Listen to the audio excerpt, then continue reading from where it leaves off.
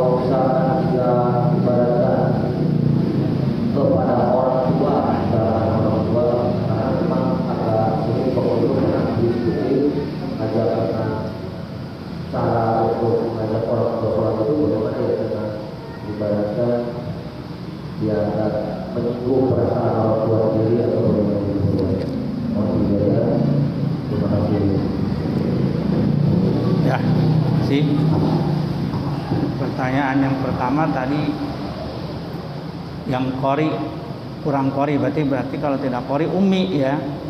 Nah, tidak fasih bacaannya. Nah, kalau tidak fasih bacaannya ya kita yang fasih tadi tidak sah bermakmum kepada yang tidak fasih. Tapi kalau sama-sama tidak fasih mah ya sah gitu kan.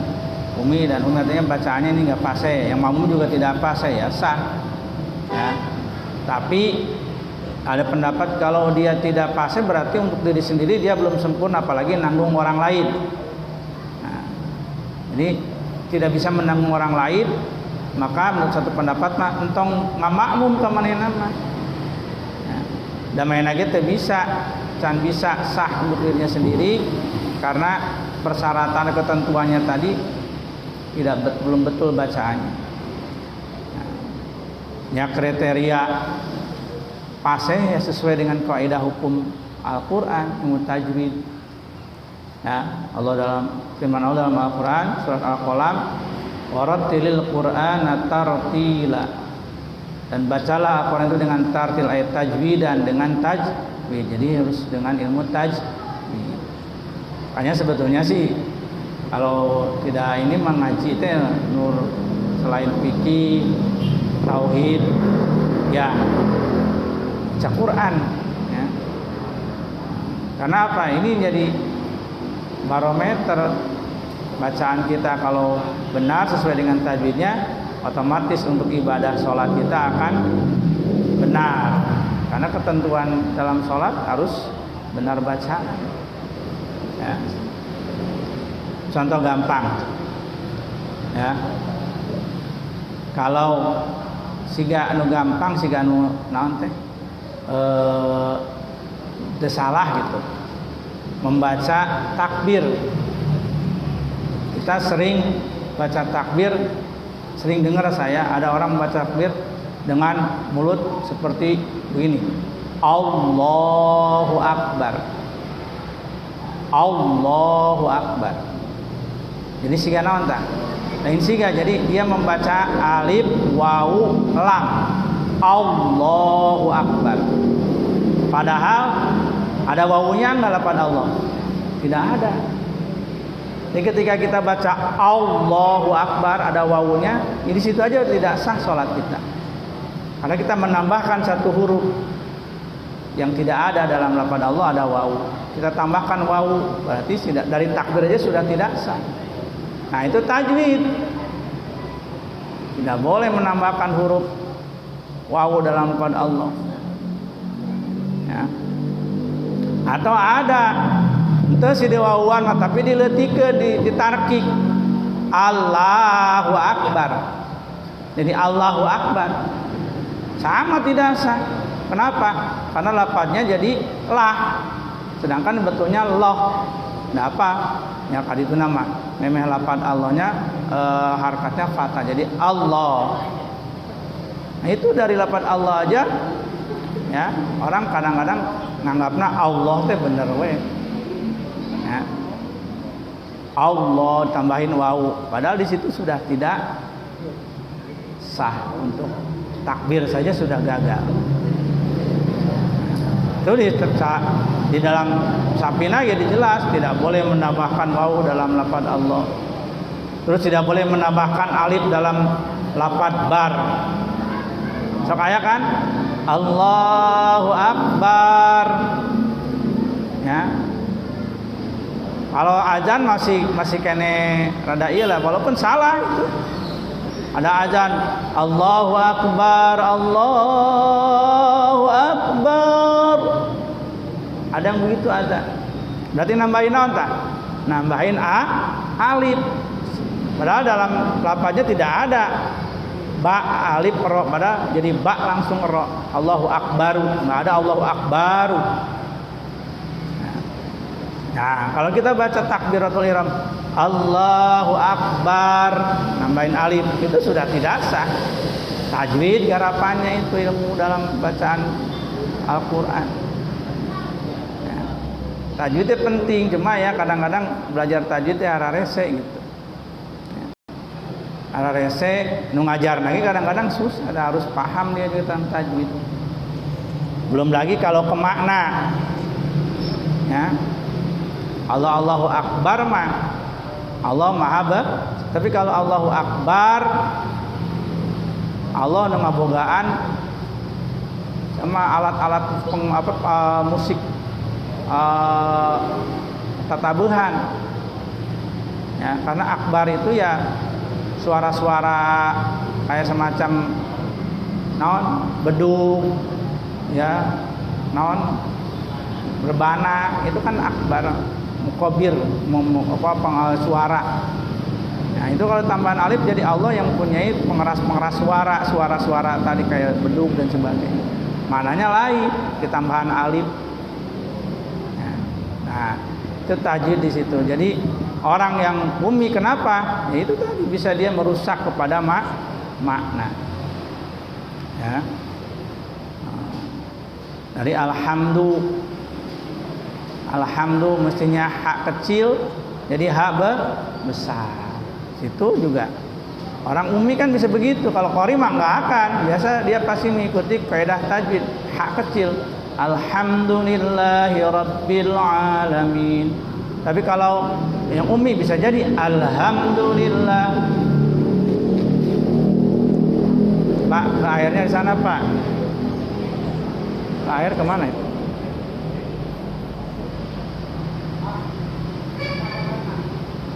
Sebelah sini Pak, kamar mandinya Pak.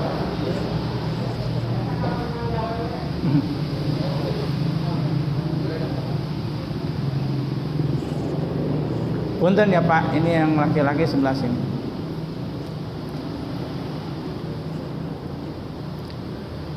Ya. Terus yang kedua tadi, kalau ngajar anak atau nyuruh anak sih kita karena orang tua ya. Galak ka budak ya bisa gitu, nyibit budak ke anak kurang. Tapi ada mun ka indung ke bapak gitu, ka kolot. Ya, saluheureun lah, kamu ka kolot mah gitu nya. Saluheureun. Ya, kalanceuk gitu nya. Sama ka orang tua gitu. Bagaimana ini? Nah, ya beda sih aturannya kalau ke orang tua mah sama dengan ke anak. Ke anak mah memang karena kita punya kewajiban ya. Mutlak anak untuk kita ajar ya kita harus ya, tegas. Tapi kalau sama orang tua mah tetap kita mengajak, tapi tidak seperti kepada anak. Ya, contohnya Nabi Ibrahim ya mengajak ayahnya untuk meninggalkan menyembah berhala ya, tapi dengan bahasa yang santun. Ketika ayahnya ajar tadi marah, ya tidak dilayani dengan kemarahan, ditinggalkan oleh Nabi Ibrahim. Ya. Dalam Al-Quran, wa in jahadaka ala an tusyrik billah bima laysa laka bihi ilmun fala tuti'huma. Apabila orang tuamu ya melakukan sesuatu untuk membuat sesuatu itu apa? Dia menyalahi perintah Allah, mensekutukan Allah. Ya. Bahkan orang tua berarti apa? Berbeda keyakinan. Mensekutukan Allah berarti kan berbeda. Dia mensekutukan Allah berarti beragama selain Islam. Ya. Fala tutihuma, ya kita jangan taat kepadanya. Tapi tetap wasahibhuma fid dunya ma'rufah. Tapi tetap kita berhubungan dengan kedua orang tua kita di dunia ini dengan ma'ruf, dengan baik. Jadi kalau orang tua beda. Apalagi kita orang tua masih dalam segi keyakinan agamanya sama dengan, walaupun belum menjalankan misalkan bapak ibu orang tua kita ya sholatnya masih bolong-bolong, kumaha ieu hayang supaya orang tua dek sholat ya diajar tetap ya disampaikan kewajiban sholat. Gimana kalau tidak menerima? Ya tidak boleh kita melakukan kekerasan seperti ke anak. Bapak tuh sholat gebuk kurang, entong bapak matong digebuk, beda yang gebuk anak memenang, gebuk kolot mah entong. Ya wa shahibhuma fid dunya ma'rufan. Jika orang tua mah beda, tetap diajak. Ya, Rasulullah SAW mengajak siapa? Ya, mengajak pamannya. Ya, dari Abu Jahal, Abu Lahab sampai Abu Thalib kan diajak masuk Islam. Ya, tapi tidak masuk. Ya, ada yang menentang Abu Jahal, Abu Lahab. Ada yang membela tapi tidak masuk Islam, Abu Thalib. Tapi Nabi menghadapi mereka tidak dengan pelawan kekerasan. Ya, dicaci maki, di cepari bahasa nama dianiaya, tidak membalas kepada orang tua. Abu Thalib maupun Abu Thalib berjasa ya, tapi tetap dalam sejarah Abu Thalib tidak masuk Islam. Nah, jadi ke orang tua mah kita tetap ya ajak ya, ingatkan mereka untuk melaksanakan perintah Allah. Kalau tidak mau ya kewajiban kita hanya mengajak. Tidak tadi bapak tuh sholat wah yang gebugan ya, lain korumna ya. Namun ke anak nggak sholat pukul. Tapi kalau orang tua nggak sholat nasihati ajak. Tapi tetap kita bergaul dengan mereka dengan cara yang baik. Barangkali dengan kita berbuat tetap baik dengan orang tua seperti itu, Allah akan memberikan hidayah. Ada hidayah mati Allah tuh. Ya kan tadi salah satu paman yang luar biasa jasanya Abu Thalib, tapi ya karena Allah tidak memberikan hidayah, Abu Thalib tidak masuk Islam. Ya, kalau baca itu saya sering seperti nangis gitu. Kenapa? Ya Allah, ya paman anus gitu luar biasa belana, tapi sampai akhir hayatnya tidak mau masuk Islam, Abu Thalib. Ya, sehingga Nabi sendiri sampai nangis. Ya. Nangis karena apa? Ya, sebenarnya bela luar biasa tapi tidak mau mengucapkan 2 kalimat syahadat. Sehingga turun ayat innaka la tahdi man ahbabta walakinnallaha yahdi may yasha. Itu adalah ya bagaimana Rasulullah bersedih luar biasa ketika pamannya sampai meninggal tidak mengucapkan syahadat, tidak masuk Islam. Nabi sedih. Allah menurunkan ayat tadi, innaka la tahdi man ahbabta. Muhammad, walaupun engkau Rasulullah, Habibullah, kalau Allah tidak menghendaki Abu Thalib masuk Islam, innaka la tahdi, engkau tidak bisa memberi petunjuk. Jadi Allah yang memberikan, walakinnallaha yahdi may yasha. Allah yang memberi petunjuk. Kita mah hanya apa? Menyampaikan, memberikan ya gambar apa jalan, menunjukkan jalan yang memberikan hidayah mutlaknya Allah. Baru Rasulullah menyadari, oh iya, bagaimanapun saya menginginkan paman saya masuk Islam karena luar biasa jasanya. Tapi kalau memang kehendak Allah seperti itu ya sudah diterima. Nah, jadi adinya naon tak untuk nama urang mah teu boga jasa. Diulang kieu, oh mana asli Islam lagi diajak ku urang, daek salat lagi diajak ku urang lain menang diajak ku urang daek salat teh. Urang menyampaikan perintah salat. Daek salatna hidayah ti Allah we. Daek salat. Makanya lamun diajak teh daek salat teh nya geus berarti Allah can bari hidayah. Kan tetep kudu diajak. Orang tua kita belum mau salat tetep kudu diajak. Belum mau ya terus. Kalau sudah mau, oh bapak orang daek salat ku urang lain menang urang salat. Bapak orang daek salat. Hidayah ti Allah. Paham ya? Sok, aya kene teh. Sok atuh sok. Jam 8 kan batasna. Assalamualaikum warahmatullahi wabarakatuh. Waalaikumsalam warahmatullahi wabarakatuh. Apa Pak Ustaz bertanya? Mangga. Apa hukumnya ketika kita sedang sholat sendiri terus ada orang yang melengkung untuk menjadi makmum? Apa kita harus diam atau kita harus mundur atau harus bagaimana Pak Ustaz? Sekian, syukron. Sholat sendiri itu sholat sunat. Sholat fardu. Oh, sholat fardu ada orang menepuk. Yang kan bayar nepuk Pak.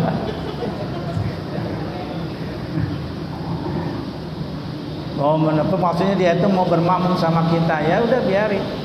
Ya kita. Apa harus diam atau mundur? Enggak, ya kita mah nggak usah mundur. Kita mah ada apa dia mau makmum sama kita. Kita tetap di tempat kita, ya. Nah, dia mau bermakmum sama kita, maksudnya mah itu teh orang teh merenyaho, orang rek makmum ka orang supaya orang lihat jadi imam kan ini ya.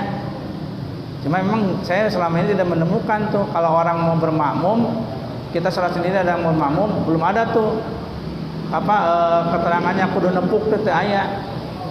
Ya, can mendak. Tapi kalaupun ada menepuk ya nggak apa-apa. Ya. Ulah siga cerita, sahabat cerita guru SMP sholat gitunya, muridna arek makmum, ya. Yang Ustaz Solih misalnya cerita arek makmum, aguruna ditepak, rada kenceng nepakna murunan, pak, malik kita digebukan digaplokan muridna dua anak, goblok sia cenah. Tempeleng. Jadi karena salah paham, ya, disangkana ngebuk nenggel gitu, mereka makmum kenceng teuing, ya. Nah, makanya nggak ada saya menemukan tentang menepuk. Kalau mau bermakmum ya ikut aja. Nah, makanya ada kan, kalau kita sendiri makmum sendiri, maka makmum berdiri dekat imam, ngarendeng tapi mundur saeutik. Berarti kan orang apal, ini gigireun orang anu reka makmum, leres teu? Ya, iya kan kayak imam makmum sakieu ngarendeng, direndengan gitu. Apa tuh kudu nepuk teh? Oh, aya nu ngamakmum ka urang. Tapi andai pun dia menepuk ya udah biarin aja, ya. Terakhir malik digaplok orang. Terjadi salatnya. Tapi soalnya tuh diganti atau ya kalau kita niat dia mau menjelas kita mau sama kita niat jadi imam supaya dapat pahala langsung niat saya jadi imam. Itu mah niat jadi imam mah kan sunat, ya. Selain sholat Jumat itu niat jadi imam itu sunat. Kalau kita mau dapat pahala ya niat jadi imam. Beda dengan makmum. Makmum wajib niat jadi makmum karena dia mau ngikuti imam. Kalau niat jadi imam mah sunat, kecuali sholat Jumat. Ya, kalau kita mau jadi dapat pahala imamnya harus niat jadi imam. Ya, makanya tadi saya bilang ada menepuk itu barangkali ngasih tahu imam, Anda jadi imam, niatnya jadi imam. Nah, husnudzon lah gitulah. Ya, dia itu ngasih tahu supaya kita niat jadi imam karena saya mau jadi makmum gitu, ya. Barangkali seperti itu yang gambarannya. Tapi yang tadi sebetulnya mah yang gampang mah kalau mau jadi makmum, ya sini sampingnya kita. Orang dia tahu ada yang mau makmum sama kita. Otomatis kalau kita mau dapat pahala, ini orang ini niat jadi imam. Niat jadi imam mah di tengah-tengah boleh, ya tengah-tengah. Seperti imam biasa nih lupa nih. Contohnya saya misalkan, ya, ketika usul imam baca imam tapi ke takbir Allah teu niat jadi imam, ingin imut geus rakaat kedua. Aduh, teu jadi imam. Ya niatnya di rakaat kedua jadi imamna. Rakaat kahiji mah salat sorangan tuh berarti rakaat kedua karang ngajar berjamaah. Da pohon niat jadi imam.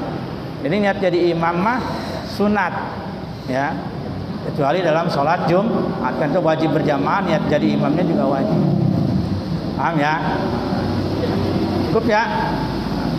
Kita tutup dengan doa. Allahumma shalli wa sallim ala habibina syafiina karimina maulana Muhammad sallim radhiyallahu ta'ala an sadatina sahabat Rasulullah. Amin. Bismillahirrahmanirrahim. Alhamdulillahirabbil alamin. Hamdan na'imin hamdan syakirin. Hamdan yuafi ni'amahu wa yukafi mazidah. Ya Rabbana lakal hamdu kama yanbaghi li jalali wajhika wa 'azimi sultanik. Allahumma ighfir lana dhunubana wa li walidayna warhamhuma kama rabbayana shighara. Wa li jami'il muslimin wal muslimat wal mu'minina wal mu'minat al ahya'i minhum wal amwat. Allahumma salli ala sayyidina Muhammadin salatan tunjina biha min jami'il ahwali wal afat wa taqdi lana biha jami'al hajat wa tutahhiruna biha min jami'is sayyi'at wa tarfa'una biha 'indaka 'ala ad-darajat wa tuballighuna biha aqsal ghayat min jami'il khairatil hayati wa ba'dal mamat.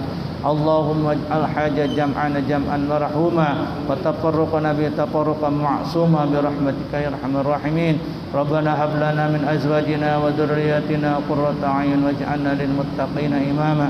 Rabbana la tuzigh qulubana ba'da idh hadaytana wa hab lana min ladunka rahmatan innaka antal wahhab. Rabbana atina fid dunya hasanah wa fil akhirati hasanah wa qina adzaban nar. Wa sallallahu ala sayyidina Muhammad wa alihi wa sahbihi wasallam walhamdulillahi rabbil alamin. Al-Fatihah. A'udzubillahi minasyaitonir rajim. Bismillahirrahmanirrahim. Alhamdulillahi rabbil alamin. Rahmanirrahim. Iyyaka na'budu wa iyyaka nasta'in. Ihdinas siratal mustaqim. صراط الذين أنعمت عليهم غير المغضوب عليهم ولا الضالين. السلام عليكم ورحمة الله وبركاته.